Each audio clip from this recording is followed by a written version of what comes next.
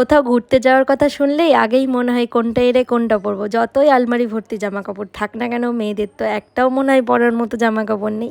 তো সেই মতো আমিও আজকে বাজার করতে চলে এসেছি, কারণ আমরা যাব সামনে ঘুরতে।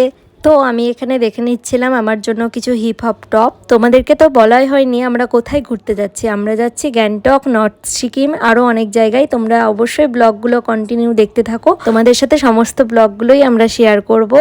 আর তোমরা এভাবেই আমাদের পাশে থেকো, সাপোর্ট করো। যেই দোকানটায় গিয়েছিলাম এখানে কিন্তু পছন্দ হয়নি, আমরা আর একটা দোকান থেকে নিয়ে নিয়েছি। তো যেটা নিয়েছি সেটা কিন্তু ঘুরতে গিয়ে তোমাদের সাথে শেয়ার করব।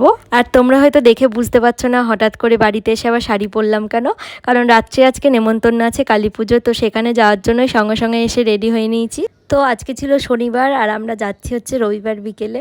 তো তোমরা সমস্ত ব্লগই দেখতে পাবে। আমরা এখন চলে এসেছি আর আমাদের বাড়ি থেকে একদমই কাছে। আর এখানে এসে মা প্রসাদ খেয়ে নিল, তারপর আমরা খাওয়ার কাছে চলে এলাম। সেদিন খুব গরম পড়ছিল, কিন্তু রাত্রে কিন্তু অনেকটাই হাওয়া দিচ্ছিল, তবুও গরম লাগছিল। আর এখানে খেতে বসেও পড়েছি। প্রথমেই ছিল পোলাও, আর তার সাথে ছিল পনির, আর তারপরে চলে এসেছে খিচুড়ি, খিচুড়ির সাথে একটা তরকারি, তারপরে চাটনি, পাঁপড়, মিষ্টি। ব্যাস আমাদের খাওয়া দাওয়া কমপ্লিট হয়ে গিয়েছে। আর তোমাদের ব্লগটা কেমন লাগলো অবশ্যই জানিও। তো আজকের মতো টাটা, আবার নেক্সট ব্লগে দেখা হবে তোমাদের সাথে।